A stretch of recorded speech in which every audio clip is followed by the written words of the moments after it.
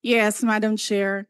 Hindi ko rin maintindihan ang ugali ni Senator Risa Ontiveros. And I do not appreciate, I do not appreciate this kind of behavior and attitude.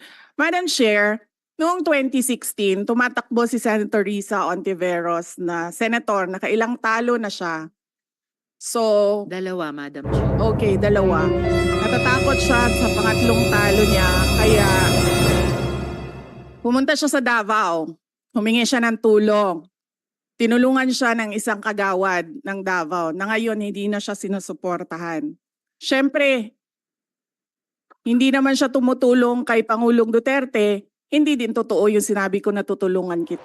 Nanalo na siya at nung nanalo siya, anong ginawa niya? Siya ang pinakaunang umatake kay President Rodrigo Duterte. Anong tawag sa ugaling ganito?